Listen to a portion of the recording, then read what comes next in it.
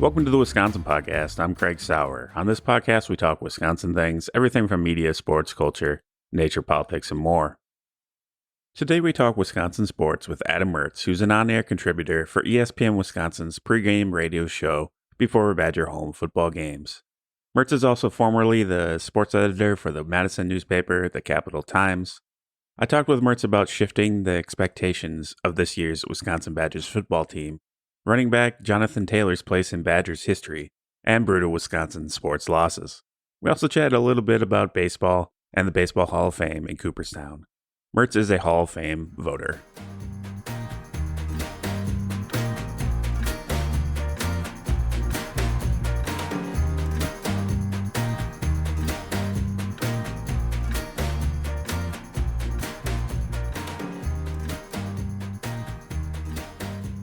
So I meant to talk to you like maybe a couple weeks ago, like mid-October, and I think the conversation would have been a lot different about the Badgers at that point. But so how are you feeling just generally about the state of Wisconsin Badgers football team right now? Yeah, what a change of events. It was funny, the night of that Michigan State football game, the 38-0 beatdown, where I really thought that was going to be a 4-quarter game and be kind of a grinder. Badgers were going to win. I didn't have any doubt about that. But the way that they just absolutely took apart that team, I got a call from a buddy when I was walking back to my car afterward, and he's like, is this team for real? Because I don't want the rug pulled out on me again. And I said, I don't know, man. I mean, I said today was the day where I was sitting up in the press box thinking these guys could really go somewhere this year. I never thought that they'd be able to go into Columbus and win on that one. I was thinking more, get through that, play a close game, win out, get them on a neutral field. Maybe the passing game is a little bit more developed by then, and Cohn has some more time to develop, Jack Cohn, quarterback, some more time to develop between now and then and get yourself up, have a one-game shot at getting into the college football playoff. And then Illinois happened. Yeah. And I called my buddy again. And I'm like, yeah, remember that conversation last week? Yeah. I think that I'm needing to be convinced at this point. I think that if you're asking where I'm at on this team, I'm going to need to be convinced. It's going to start against Iowa, and it could be over against Iowa if it doesn't go the right direction. Yeah. This is a West Division elimination game, de facto elimination game. I was very surprised by the lack of focus against Illinois. And the way that team had approached every game this season meticulously, and the energy that they brought to it, thought there's no way they're going to overlook this game or not prepare, whatever you want to say. You know, there's no way, even if it's closer than you would expect, there's no way it's even going to come down to being a game.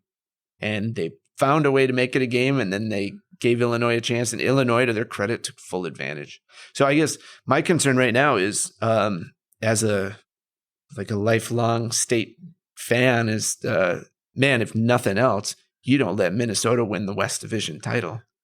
At this point, right? Like, you do not want the Carnival Barker and the Gophers to win the West Division title. And that's not the focus, and that's not how you play football. It should be all about your team. But if you're looking for a target, it's like, don't let your, quote unquote, most hated rival take this thing from you. So do you think like everybody's mind would explode if like Minnesota finds themselves in the football playoff somehow? Like would Badgers just like melt down? Oh my gosh. Because they're undefeated. Minnesota's undefeated right now. I haven't even really fathomed that possibility.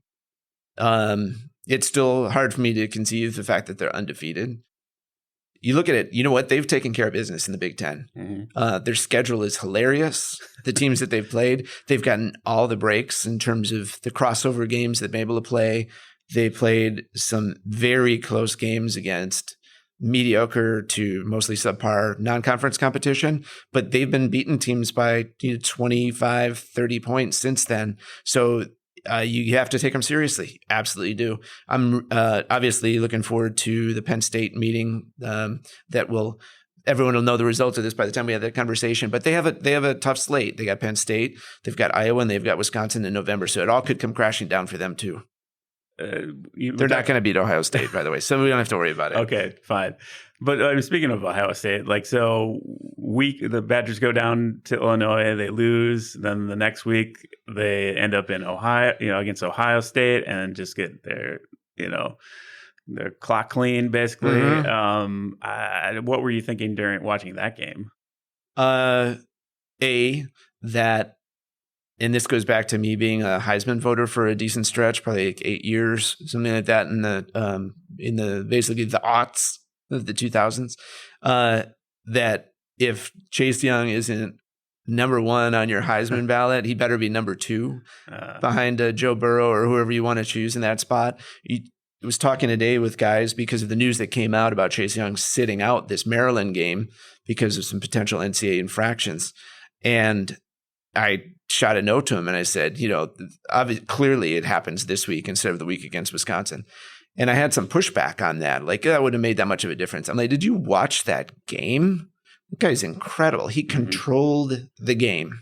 He absolutely controlled the game. You going back to like Ndamukong Suh is a guy who I voted number 2. I should have voted him number 1 that year on my Heisman ballot. But he wasn't as dynamic. This guy is just off the charts. So I think that it was really hard for me to evaluate what was Chase Young and what was Ohio State, if that makes sense. Mm-hmm. Because it seemed like everything that they were able to do defensively to stifle the Badgers was based off of Badgers overcompensating for Chase Young or not being able to control him. It's just incredibly loaded. They're playing so loose under Ryan Day, whereas Urban, I think, always had kind of a clenched fist mentality on this. And they're, like, by far and away, to me, the best team in the country right now. So I think that if you're looking at that game and you're looking at the first half, I thought the defense did a phenomenal job of keeping them off balance. I thought that Justin Fields did not look comfortable in the pocket. Receivers were dropping balls. They were out of sync. They were kind of just off their balance a little bit, but you can only hold so long when the offense is doing nothing. Mm-hmm. And I think that was all just a giant snowball effect on that. I think the defense has to take a lot of blame because of what you saw the week before. If that were an anomaly, be like, whatever, they got worn down. They weren't taking care of their responsibilities. So I am like getting your broader point of like, where are we at? Mm-hmm. I want to see where those guys are at. That was the first time they've had to handle adversity this year after they were led every single minute of each of their first 6 games. And all of a sudden they couldn't handle it when the stuff got tight at Illinois and stuff snowballed. Mm-hmm. Not that they're, like I said, I don't see them winning that game last week, but it snowballed at Ohio State big time. If they had another matchup against Ohio State, I mean, what would you expect? I mean, are they just athletically, are they just not in that realm? I mean, what out of 10 times, like how many times do you think they could beat Ohio State this year if they played them 10 times? I don't know. If with Chase Young on the field, I don't know if they beat him. Yeah, I really just that much better. I just feel like they're that much better because they also have 3-4 guys in the secondary that are surefire NFL players, and so they don't have to do a lot with him. They can single defend when they're getting that kind of pressure. Like, it just all fits together so well. They just have a total package this year. My mind goes back to the 2017 Big Ten championship game where the Badgers, I felt like they're obviously overmatched athletically and you saw it on some of the plays in that game, but you're talking about an Alex Hornibrook interception on the first drive of the game when they're going in for at least a field goal or a score. And you're talking about the last drive of the game where they had a chance to score the tying and winning extra point touchdown. And that's sort of what my mind went to of what I thought this year could be, the way that things had developed. I feel like they're not quite as close in talent as they were that year, which is a big change from what I felt 2 weeks ago. A lot of people have been giving Jack Cohn a lot of credit leading up to maybe some of these losses. They were like, people were on the hype train of him. Like, this is the Jackie Heisman. Yeah.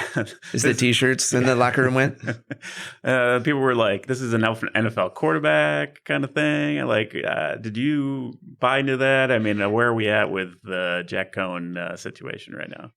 So one of the, again, going back to that Ohio State game, one of the broadcasters made some comment during the game about this is a guy who, you could be seeing play on Sundays.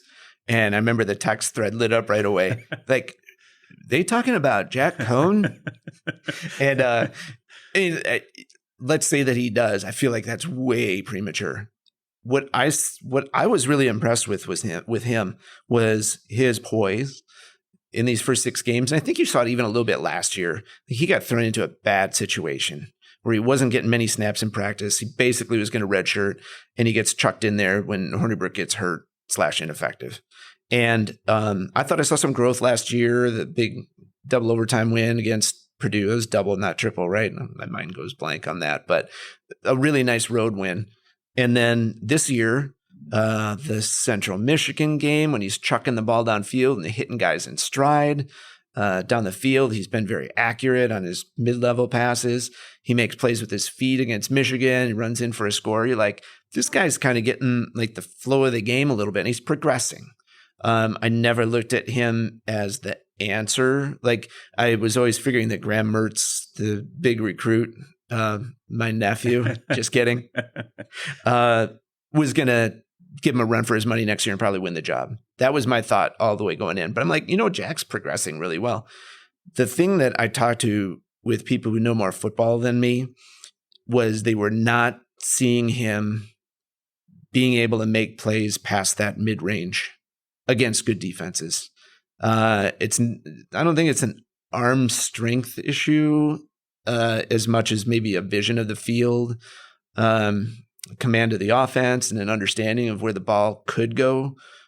Some of it I put on the play calling as well, because I think, and you could argue smartly, but I feel like Paul Chryst reels it back in pretty quickly when he doesn't like what he sees. He does not like to take unnecessary chances. Mm-hmm. And that's the MO, like grind it out, have a good defense, win the game, not worried about the style points. I want to win the game, so I'm going to do what I feel comfortable with.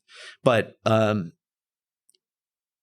have some concerns over where he can go, what his ceiling is. I guess at this point, that's my biggest concern with him. I feel like he's a really dedicated kid, hard worker, progresses, learns from his mistakes, but what's his ceiling? What's he have to offer here? And there's been a lot of debate this year. I'm sure you've had the debate about, it was a mistake to put your chips with him and not go with more talented, I think everyone acknowledges that, more talented freshman star recruit that comes in and live through some of the growing pains, figuring that by the time this time in the year or getting down to the Big Ten championship game, you got a kid who's pretty experienced who maybe can take you to that next level. Right. Maybe split time at least. I don't know. Yeah. And you're in this whole boat with this redshirt thing, which seems to me has been a blessing and a curse, this 4-game thing. It's awesome for most positions. I feel like you can get the guys some time, get some exposure, see how they perform in an actual game condition. But when you're in a position like quarterback, there's a real reticence to upset the apple cart, especially when things are going well. When Jack was doing well, you don't want to take too much time away from him. I feel like you've seen some really good flashes out of Graham Mertz, whether he can, recognize defenses as well and help the line out with blitz pickups and whatnot. That's something you see in practice. So I don't want to sit here and debate about whether Paul Chryst made the right move or not. But in terms of what he sees right now, where I think the question is did he sacrifice is a risk reward game? Did he not risk enough to get the rewards? And was he content with seeing if he could deliver on this, which is a completely legitimate standpoint when you got Jonathan Taylor in the backfield and a defense that you really trust? Now, what is the health of the Jonathan Taylor Heisman campaign at this point? Is it dead? I mean, yeah. I think that died with his fumble at Illinois, where he had a chance to kind of ice the game there and got a first down and fought for extra yards, and the thing got stripped and it went the wrong way. That's putting a lot on one carry, but I really feel like the way that game shook out, like that was it. It was, and I think that was what the hardest thing was for Badgers fans. You're like, wow, man, Heisman gone, college football playoff gone, all at once, and just poof after all that buildup. Yeah, I feel like, and then the events of the last few weeks. I mean, Michigan State stifled them pretty well. Couldn't get much going against Illinois, and then Ohio State obviously had everyone's number on offense. I think everybody's assuming he's not coming back. Yeah. So he's NFL bound for sure. Yeah. I mean, you don't know. I mean, but it seems like it makes the most sense for him to. I think everybody would assume and probably make the decision to go to the NFL. Right. So where does he? I mean, at this point in the year, of what you've seen of him, where does he rank of looking at the lineage of running backs coming out of Wisconsin? Where do you put him in that lineup? Yeah, no, it's a great question, and there's been so much debate about it through the years on this topic of where do you rank these guys, and it's a fun debate to have because you actually have guys who you can make good arguments with. It's not sort of the who's the best 5 quarterbacks that Wisconsin's had. You start getting a little iffy past 3, So I think that you still go to Dane as number 1. The impact that he had, put the stats aside for a second, the impact that guy had on this program is immeasurable. He came in at a time when there was a lot of uncertainty over whether the Badgers were a one-trick Rose Bowl pony, and had all the stars aligned that year, had this great group of guys that battled their way through and made the unbelievable happen with Wisconsin, winning a bowl game period, and yet alone the Rose Bowl. And they go 4-5-2 2 years later after that crew is out. And you don't know what's going to happen next. So you hope that the positive momentum would carry you through and it's a blip. But having Ron Dane on campus and him emerging that freshman year right away, getting into one bowl game, out the Copper Bowl, and then his junior and senior year, and sticking around for his senior year to get that second Rose Bowl MVP and victory. He really put Wisconsin on the map, is what it boils down to. Before that, it was like a really nice story, and Alvarez had a nice program, but that's what kind of gave the trajectory a lift and made Wisconsin the sustained success program that it's been. So I put him number 1. I like, who I still love, is Brian Calhoun. He was only here 1 year. Just a dynamic guy. It was 2005 season, I guess that would have been. And he went on to a short NFL career, but a state guy who came back from Colorado and transferred in, and he could catch balls. He had speed. He could run inside. Proved not to be as durable for the NFL, but I think that he was super dynamic. And then Melvin Gordon is the other one who's kind of an obvious, just a game changer. I think those are the guys who stand out to me. If it was at this point, I had to say that JT finishes strong, I'd probably put him 2 behind Dane. I think that's where I would land. Long answer to your short question. Yeah. Well, what about Monte? Yeah. I mean, he's definitely worth talking about. The guy, what he finished with 79 touchdowns. Yeah. He's just a machine, just a touchdown machine. I think he's in that conversation too. You look at like what he had in the backfield with him, with James White, who is always third fiddle almost sometimes because he had John Clay at the same time. So I think that Monte Ball really made an impression at the right time, and he worked well within that environment. Then all three of those guys deserve a lot of credit for splitting carries between 3 really good backs. I feel like Jonathan Taylor's breakaway speed and vision are better. If I had to lay it down black and white, that he's able to create things for himself where a lot of other backs just can't. So I lean toward him. It's always hard to project, but like, what do you think of him at the next level? Do you think he's got a solid NFL career coming up? Man, it sure seemed like it. I wasn't, for all the praise that I just lavished all over Rondane, I wasn't convinced he was going to be a great NFL back because he was built for a certain kind of offense. Right. And it just doesn't translate. He would have had to change his game, and he did. And, you look back on his stats, and it's not a bad NFL career. No, it was very solid. Played, 8 years and had a sizable number of yards that he racked up. It just wasn't to expectations. Yes. He created unrealistic expectations in college for what he would be. And that's real life. I guess is what it boils down to. I'm not going to say that's too bad because that's real life. You go in, I'm sure that if you asked him, would he want to have made more of an impact in the NFL? Absolutely. I'm sure that he would have wished that he had a little bit better career than he did. But so that was kind of this era where there was a stigma that developed over Wisconsin running backs in the NFL, and are they a product of the system? And not like they don't have talent, but were they perfectly suited for what Wisconsin wanted to do, and does that not translate well to the NFL? And I think that Melvin has done a really good job of changing that narrative. James White obviously has changed that narrative as much, probably even more as a pass catcher than he has as a running back. But I think that Jonathan Taylor is right in line with that. He has, like I said, speed. I just think speed is so key. Just like that's the break off between really good but not great high school players and going to the college level, and college going to the pro. The game just speeds up, and it doesn't matter how technically sound you are. You just can't compete against those guys. So I feel like he's got that, and his vision is just remarkable. Where he's in his patience and his balance, his center of gravity that he's able to maintain when he's going through tight spots between the tackles.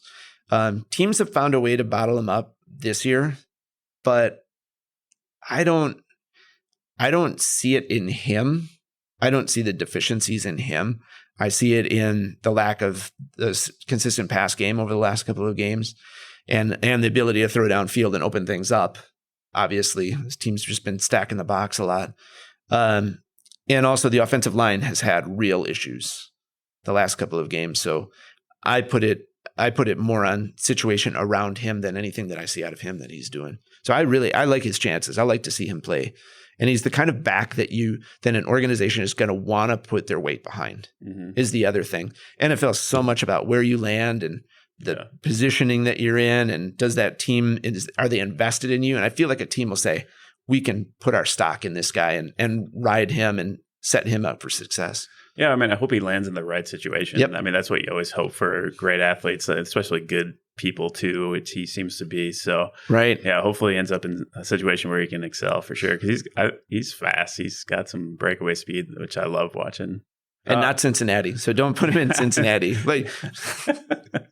Yeah, definitely. Don't do that. Don't go there. So I want to talk about, and we could talk about like the Badgers for a long time, but unfortunately they're not like probably going to be in the college football playoff. I mean, right. The year's kind of petering out, it seems like. Right. So I want to talk about some of the things that are happening around Camp Randall a little bit. So like earlier this year, Tails, the statue, has gone. I don't know if you were at the Cap Times when they planted that thing outside the stadium, but any thoughts on that story and that saga and how it's kind of played out and kind of ended this year? It's so funny that you bring that up, because it's one of those things like, I feel like people blocked it out almost after a certain amount of time, because it's almost like I haven't heard too much chatter about it being gone. It wasn't like it was celebrated that it was gone. Right. I don't know if people just, blocked it out. It's like a piece of furniture that sits in your room like, oh, I'm not looking at that thing again. I am a huge fan of art. I love art. I love public art. I love statues. I love abstract. I love all kinds of things just to make you think, just to take you a little bit out of your environment, add a little bit more vibrancy to an experience, to life, whatever it is. I never got that thing. I did not understand anything about it. I didn't understand it. I didn't understand what it was trying to accomplish. I didn't understand why it was phallic shaped. I didn't get anything about it. It didn't evoke any emotion in me. And I don't want to sit here and disparage art, because it means different things to different people, but go take a poll on that one and see what it meant to people. That was a bad idea. That's what it boils down to. What could they do with that? So I guess my mind goes to like, what could they do with that space? What should they do with that space? With everything that's going in sports now to experience. You've been to Wrigley since they redid it, in the area around there. Yeah. Now I sound like I don't know, you're like, yeah, man, that was a few years ago. But last year was my first time down there since they, like kind of carved out that whole block. And, and they're still doing more. They're going crazy on that. Yeah, it's nuts. I mean, I still remember when there was a McDonald's across the street and you could park there for $20. Yeah. There's an experience. $2 more for an Egg McMuffin before you go into the game. But it's, you walk into this thing and it's the essence of Cubdom. Love it or hate it, but they've done a fantastic job representing it. And they have this area where you can play, catch with your kid, and they have statues, and it's an experience thing. And I look at that area, that tract of land there, and I realize that that's kind of the main, basically like shipping center and knowledge headquarters of the place. You probably can't do the same thing. It's basically having like a loading dock out in the open on a public corner. Right. But I would think that there's something that they can do there to spruce it up a bit and to add maybe some art or some representations of athletes or whatever it is, something that you're trying to make a point and get across and invite people into the stadium. Rather than just having a surface parking lot with some porta potties there.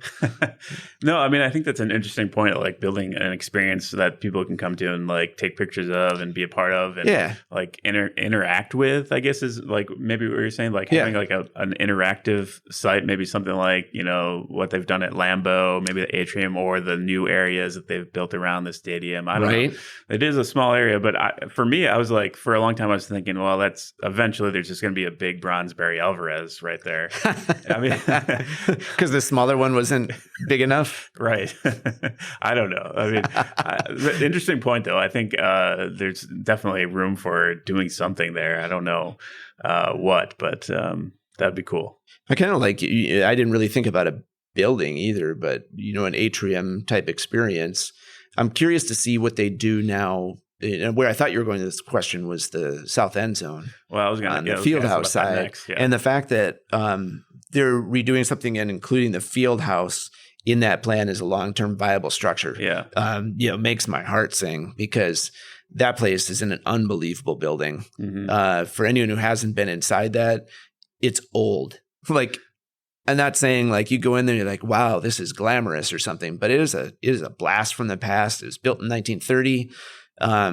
When they did a lot of their building around UW campus, right around 2000, Al Fish, who was in charge of facilities at the time, like the vision of the facilities, he said that thing is built to last. Like it's not going anywhere. Structurally, it's as sound as anything that you can ever imagine. So it really became a matter of why would you sink money into it to modernize it? And it seems like between the volleyball program and other events that they've been holding in there, that there's become a desire to do that. So I'm really excited about that.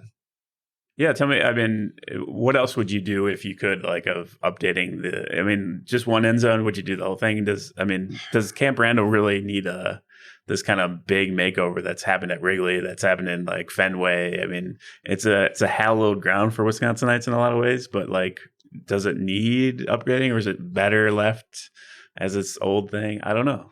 Yeah, it's a good question. I mean, like they did the big updates in the early 2000s with the infrastructure, of it, concourses and all that kind of the guts underneath. So I feel like it's good that way. No more troughs in the men's room, this kind of thing.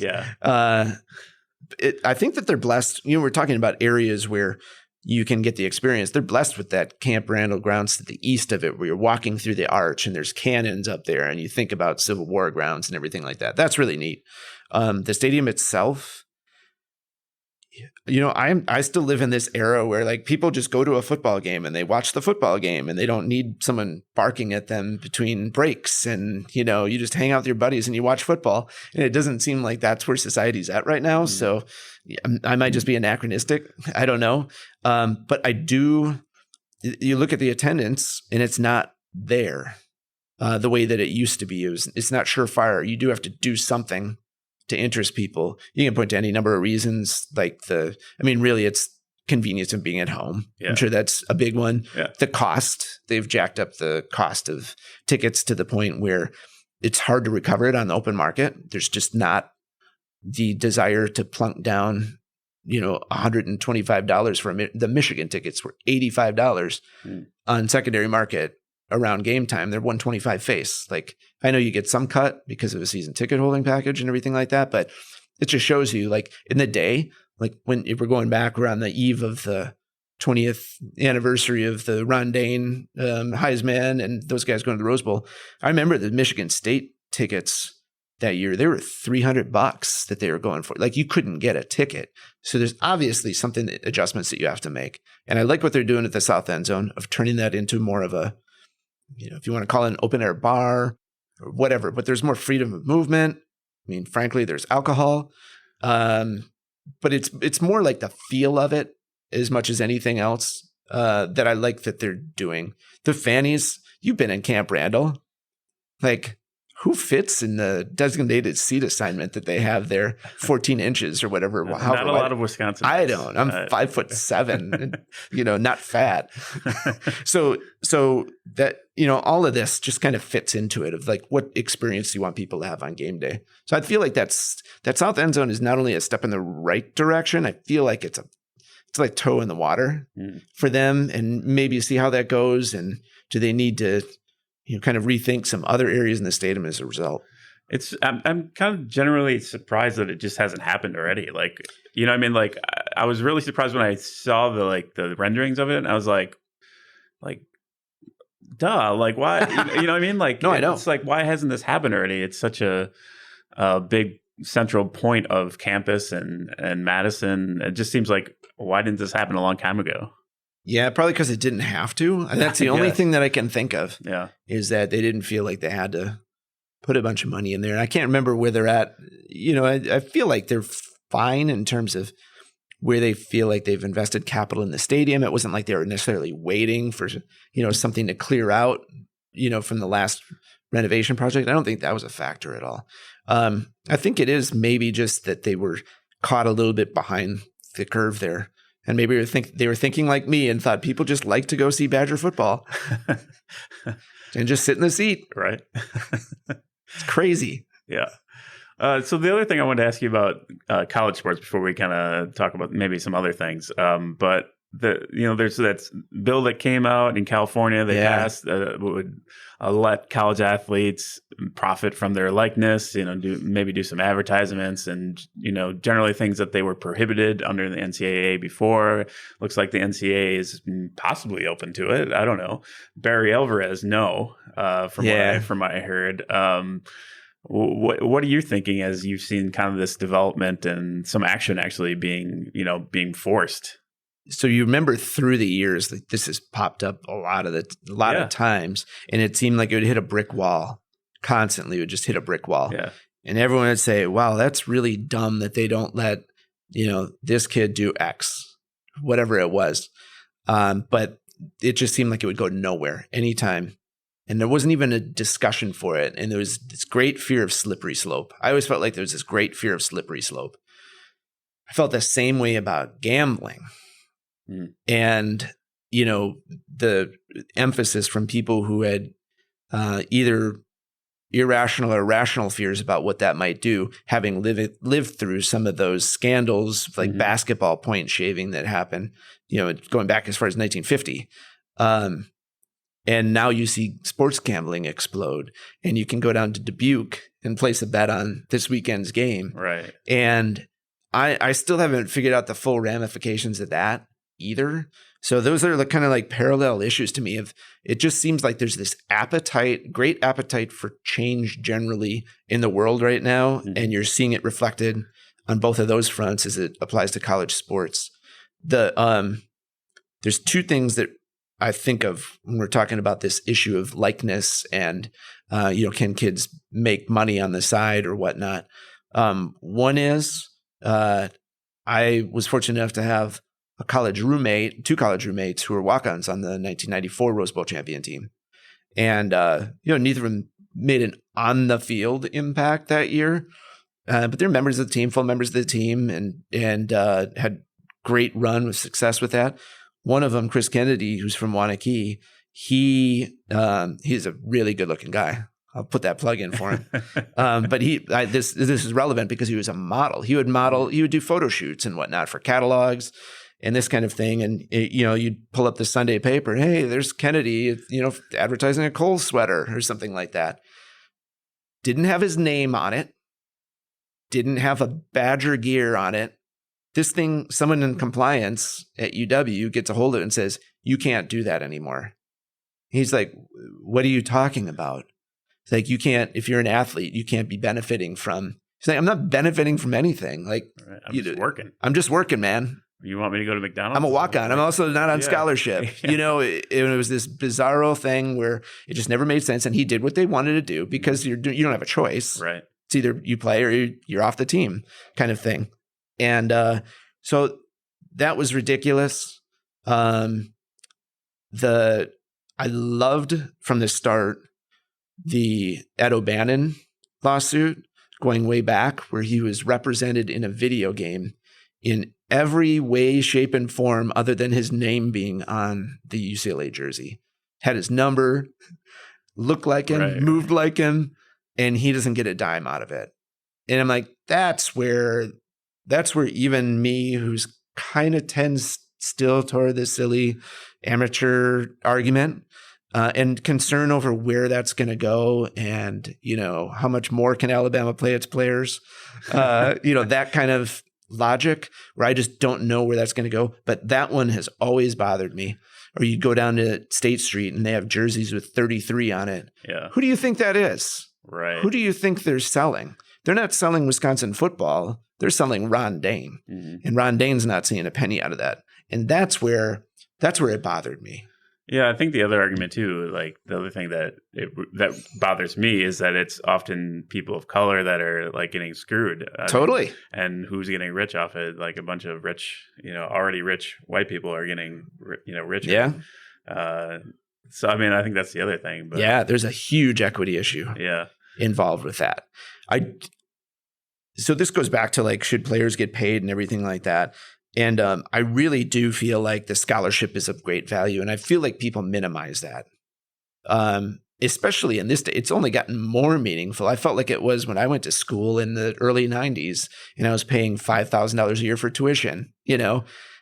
The scholarship is worth a lot of money. Mm-hmm. And not just the scholarship, but all the ancillary benefits that come with being on especially a big ticket, football, basketball, where you're getting personalized tutoring, you're getting meals constantly, you're getting nutrition coaching, you're getting strength and conditioning coaching. It's like you are really taken care of, and they're putting a lot of money into you. So to say that that's not a big deal, and that those connections that you make through this program and through college and whatever aren't going to help you the rest of your life, and minimize it and be like, no, I want $400 a month. Like, come on. Let's look at the big picture on it. I'm not saying that they don't benefit from having some extra money, especially kids that don't come from a background of wealth at all. But there's a little bit of, I think, dismissal out of hand of the value of what that scholarship is. And that bothers me, especially as someone who cares about academics. I just don't like that. Mm. But like I said, I don't know where the line is, but I don't like where kids' likenesses are being used and they're not getting cashed out of it. I think where the interesting thing for me that I've been thinking through about it, this is like, we're all thinking about it in terms of like the high profile athletes. Yeah. But this also might come in handy for people who are like playing volleyball or people who are tennis or playing at UW Whitewater, which is a pretty well-known program. Could have some have a car dealership in Whitewater might want to have like the star player, quarterback or running back be, and get some money on the side. So, I mean, I think it's really interesting to play it out at all levels beyond just like Jonathan Taylor selling Right. jerseys. Like, so it's kind of really interesting to think about because athletes create a lot of value at all levels. Yes.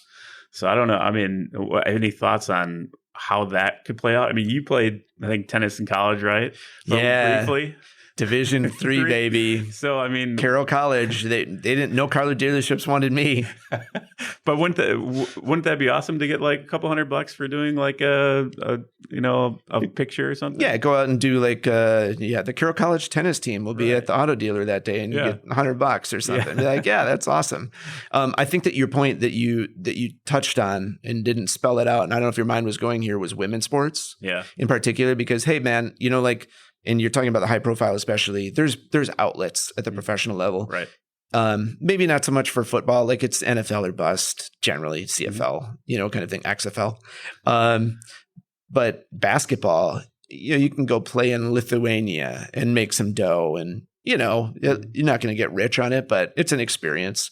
You can have some of that, and I feel like the women's sports really just don't have the same. Even when they have pro opportunities, they don't measure up in terms of the salaries they're getting paid and kind of the attention, the public attention, and maybe the sponsorship opportunities there. So they just don't have as bright a pathway that way. So if you're a member of the Wisconsin volleyball team, for instance, which is probably the best example I can come up with right now because of the prestige of that program locally, like you could make some decent coin. That's what I'm saying. Yeah. Exactly. If you're playing pro volleyball, wherever the next stop is, and I don't even know where the league is, frankly, but you don't have that same cachet. It's the UW volleyball program. Now I understand where UW would be like, yeah, it's the UW volleyball program, but when you can create opportunities for those people to go above and beyond, this is not like going to the children's hospital and hey, I'm going to take some money for this. Kind of thing. Right. That's an outreach of the university. But anything that's promotional, that's outside of that, I would think that'd be well within reason for those athletes to benefit from that. So if you're talking about, racial, gender, class, I think that that's the strongest argument for all of this, for rewarding people for what they're worth. But obviously, it's something that should be done uniformly across the board. So I also want to talk a little bit about baseball because, the season ended a little while ago. The Brewers had a nice short run in September and then in one game playoff there that they lost. But and I went to the Hall of Fame this summer, and I know you're a Hall of Fame voter. So I kind of wanted to talk about baseball a little bit. So start with the Hall of Fame trip. I went out there, did the whole thing, walked around Cooperstown, looked at the plaques and Molitor and Yount, and I missed Bud Selig's. Like I knew it was there, but maybe I saw it. I don't know. It doesn't really look like him. I looked this up the other day. It's kind of, anyways, sidetrack. Yeah. But tell me about your experience. You're a voter. Somebody voted people in, and then you've been to the museum. So what was the experience like for you to go to it? So I went my sophomore year in college with my family on a trip east, and went out there and we spent a day and a half. I don't know how much time that you were able to spend there. Yeah. Okay. Yeah. And I figured like if you are a baseball fan or a fan of culture, however you want to cast it, just because baseball had such a big imprint on America through the 20th century, especially, that's probably the minimum that I would say that you should spend. I would think 2 days is probably about right. Any more than that, I mean, I could spend a week there, but kind of psycho about it. It is a first class institution. It's one of those, it's hallowed ground. I always have loved the fact that it was the most exclusive. And I know that rubs some people the wrong way. I think that's what makes it special. There's some of the guys that get voted into the NFL Hall of Fame. I'm like, really? Right. I think that Hockey Hall of Fame has a lot of the same cachet for the hockey fan. And I feel like baseball is a little more broad-based. NFL Canton is incredible. Been to that one. been to the Basketball Hall of Fame also, which is more a tribute to the culture, to the whole sport. Right. Really, where I love that this one was that the National Baseball Hall of Fame was really primarily focused on Negro League and Major League Baseball. It's a shrine. It just was an unbelievable, otherworldly experience when you're that age, and just thinking about some of these players that especially if you were into history. And, I was fortunate to have a grandmother who was a massive baseball fan. And we'd talk stuff about how she saw Paul and Lloyd Wainer, play for the Pirates in the 20s and things like that. So my brain went back as if I had been at a lot of these experiences. And I thought they did just a tremendous job paying tribute to what the game was. I don't know how overwhelmed you were, but it was one of those things where I felt like I got a little slice of heaven there. Yeah, I mean, the thing that occurred to me is like it's like 3 levels, 4 levels. It's not incredibly huge. It's not like a Smithsonian museum or something like that. But there's so much there, and that there's so much beyond what's already being shown. Yeah, like just being shown, and they rotate stuff in and out a little bit here and there. But like, I think the thing that occurred to me is like there's so much here, and like I'm only seeing like probably like 1% of it. Sure, you know what I mean? Yeah. And so I just like I wish there was like a whole museum of just like or like a whole wing of just like the Brewers Milwaukee stuff. Huh. It was awesome to see the plaques of Molitor, who was like my favorite player growing up, and Yount, and seeing that. And I think the best stuff, like best Wisconsin stuff that I remember was like was Hank Aaron stuff. Like there's a lot of Hank Aaron, and obviously Milwaukee was such a big part of his career, Wisconsin in general. So I mean, that was one of the best things for a Wisconsinite to go see was the Hank Aaron stuff. And I don't know that people always associate Hank Aaron with Wisconsin for whatever reason, because he's a Brave, not necessarily a Brewer shortly, but that was awesome. That's where you get a lot of the Milwaukee history, I think, from there. I don't know if there was anything Wisconsin-based thing that you saw there that was like that really occurred to you that's a highlight. I guess not, and that's probably based on the timing. When I went there, it was 91 or 92, and Yount and Molitor are still playing. Right. So there were no Brewers. There weren't Brewers. Yeah. There weren't Brewers, and it was still. I was born in 72, and we were just talking about this off air before we started about the time when you first kind of become aware of your surroundings from a professional sports, probably in that 8 to 10 range. I was 10 when the 82 Brewers went to the World Series, and that still crushes my heart. I still kind of hate the Cardinals, and especially Joaquin Andujar. But I'm not over it. But it was, you think back on that, like that franchise was only 10, 12 years old at that time. Yeah. It's crazy. You're not thinking about that when you're a kid. Just know you're in the moment. You don't have the perspective. You don't have any perspective on it. So to be, a fan of that team for that long of a stretch when they're still a relatively young franchise.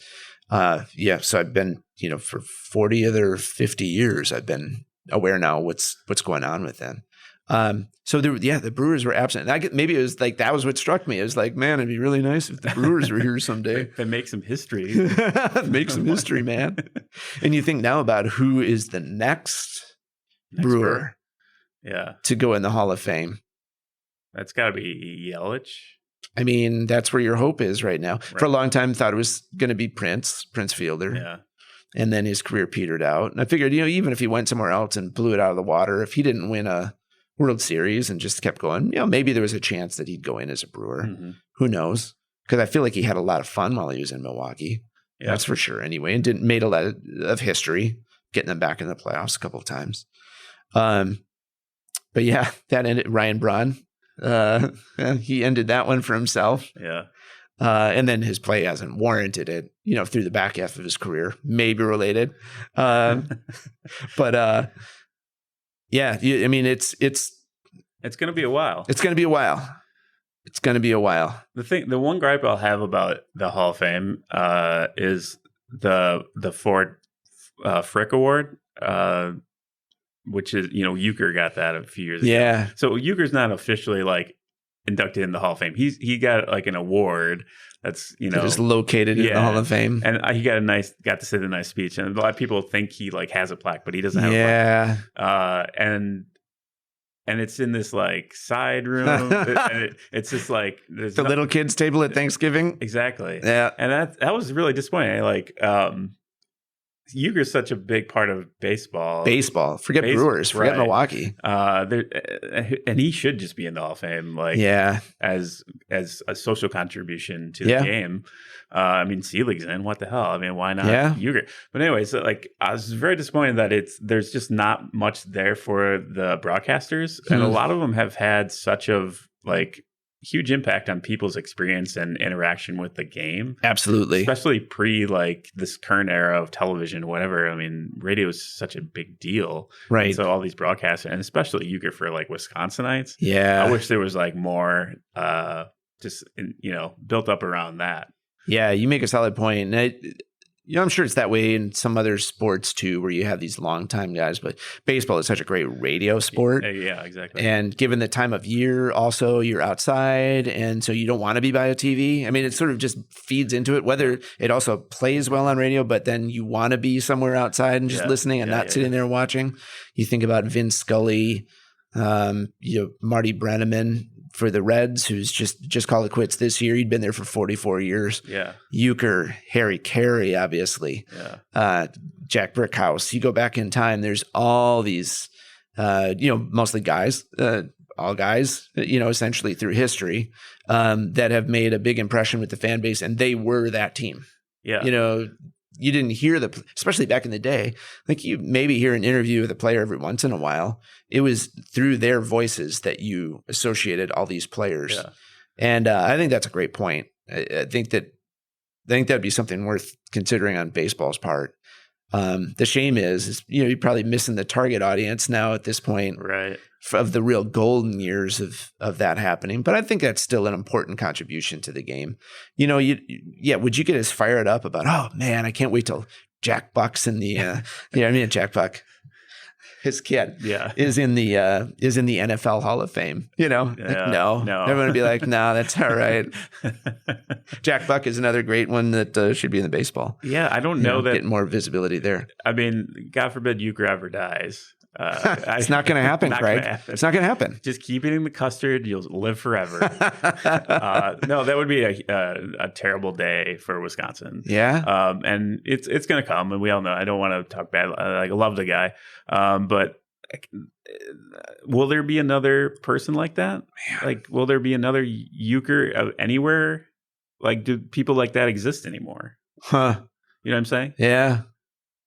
That are announcers with the same team for 50 years or whatever it was. I mean, I don't know.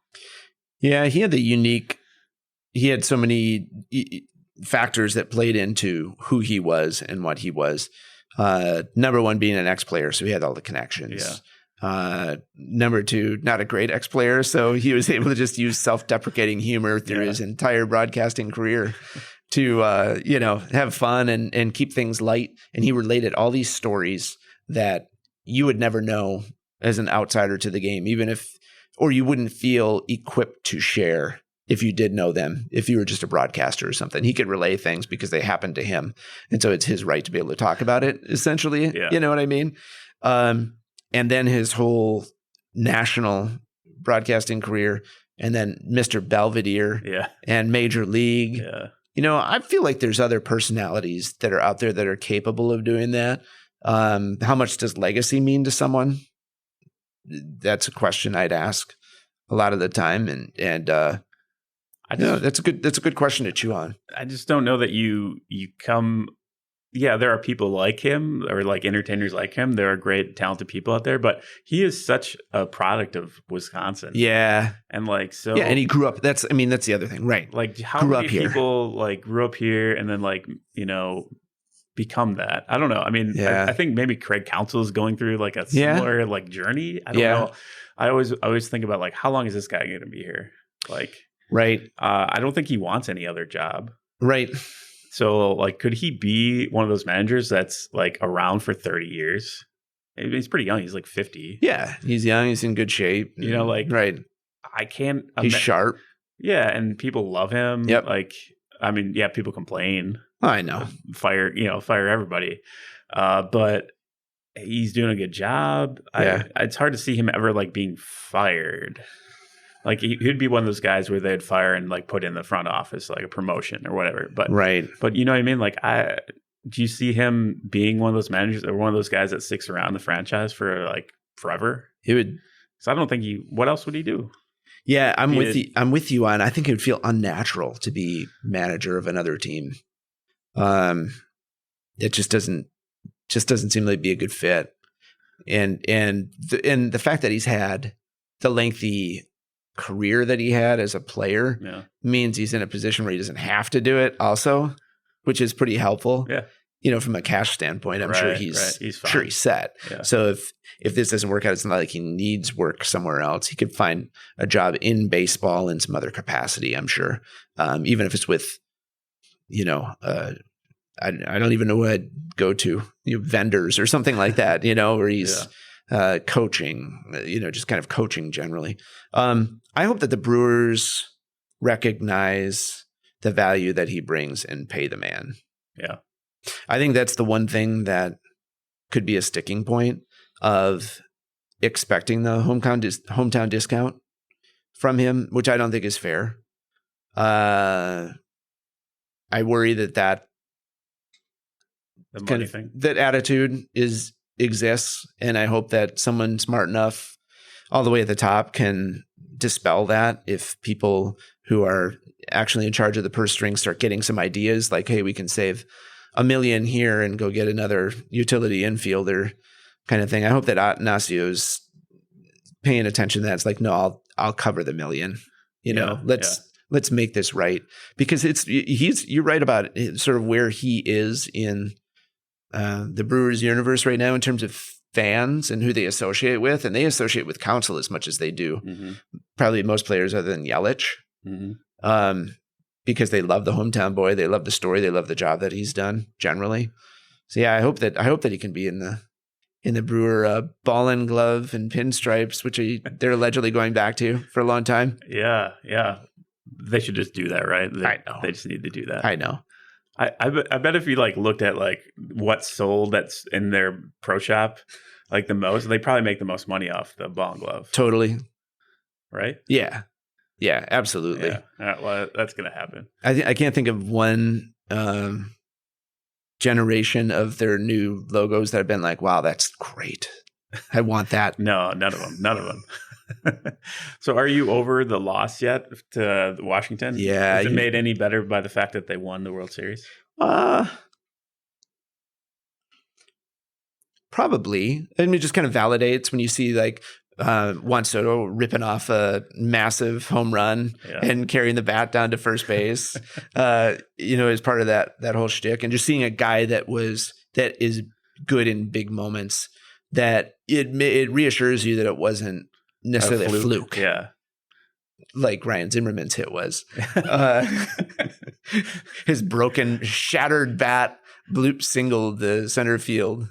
That one sticks with me a little. No, you know what? I thought that getting to the playoffs was the accomplishment.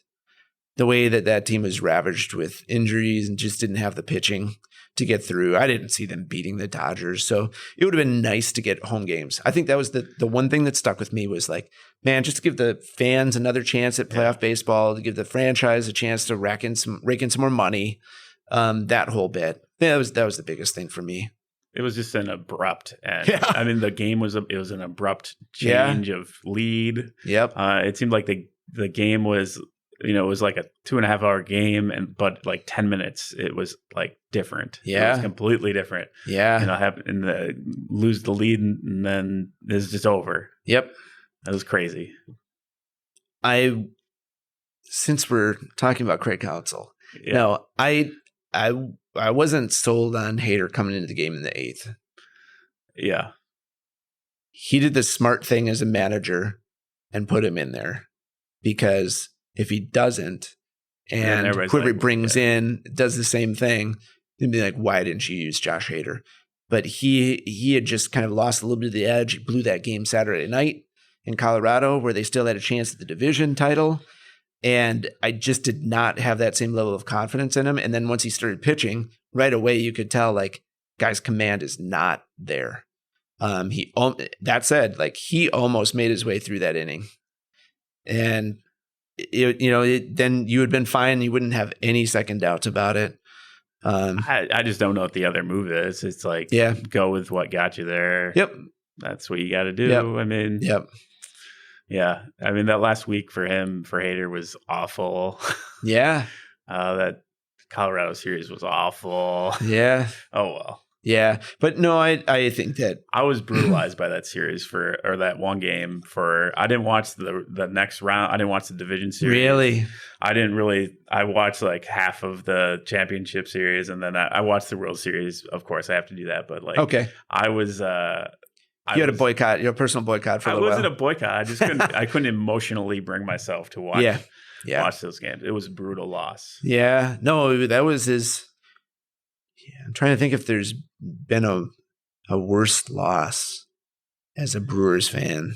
I can't remember. I think that's probably number one. I mean, the Game 7 loss against Dodgers. I mean, it sucked, but it wasn't like this. No. I can't remember a loss like that. Nope. I'm coming up empty. Losing to the Cardinals was bad, but back in the day, but it's still not the same. There's no just emotionally devastating loss. Devastating, right? Yeah, I mean, my mind goes back to the Game 7 of the 82 World Series. Just because you're up 3-2 going in, you get clobbered in Game 6. In Game 7's a game, and you can't get it done. Yeah. And so that one kind of that stung. That stings, especially because of the stakes. Yeah. But it wasn't the same thing. It was like the Cardinals won that game. You didn't have any doubts about it. Like, shoot, we lost let it slip through our fingers. Yeah. Brewers lost that game.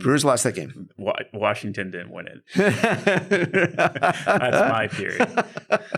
Great season though for Washington. Good job. So you talked about this before we got together though, of painful Wisconsin sports losses. Yeah. So that pales in comparison to me to the Seahawks, to the Packers Seahawks NFC Championship game. That one was insane. Because that's still hard to fathom.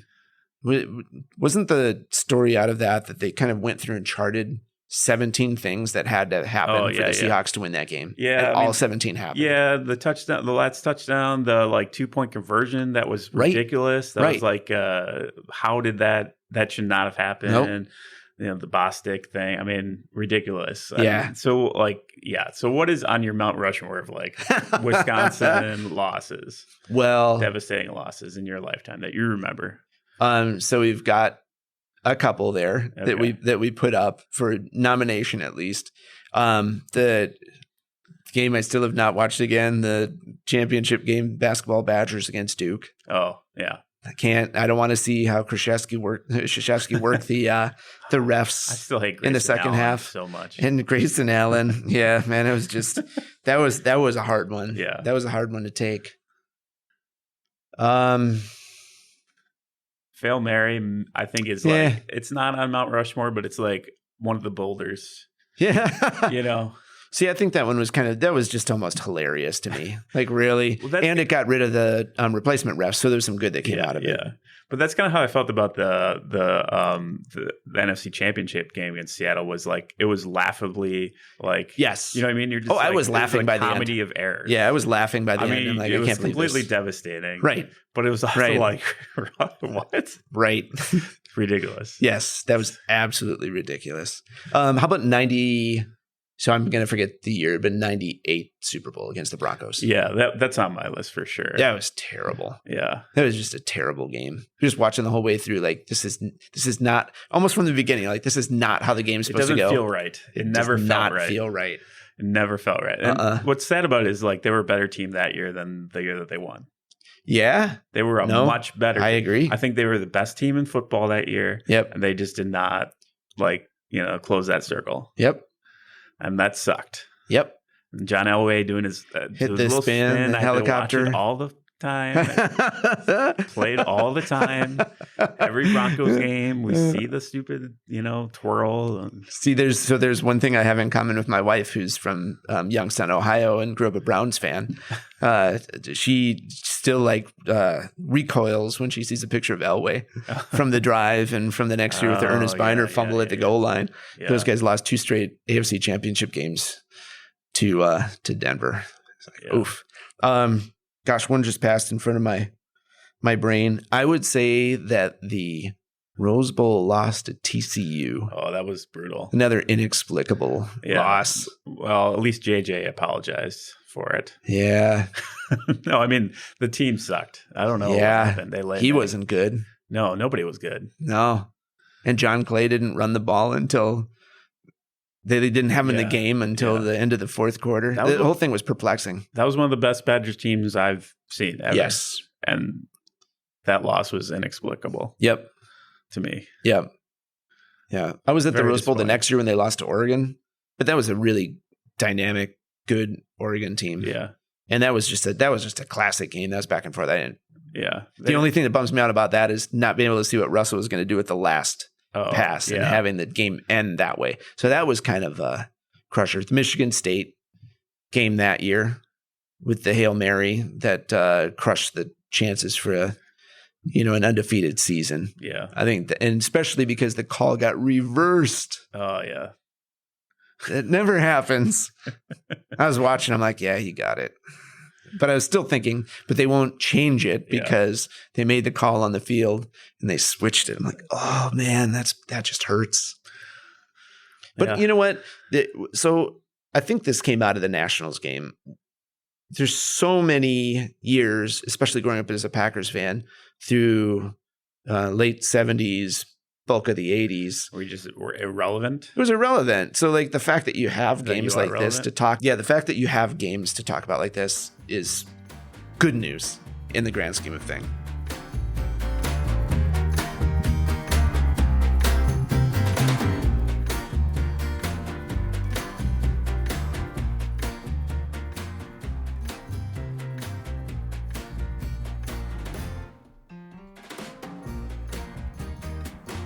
Thanks to Adam for taking the time to chat with me again. Always fun to talk sports with him. Don't forget to subscribe to the Wisconsin Podcast on iTunes, Stitcher, or Google Play. You can also stay on the loop about the pod by visiting wispod.com and following the show on Twitter at wispodcast and on Facebook at the Wisconsin Podcast. Hey, you can also find us on Instagram. Cheers.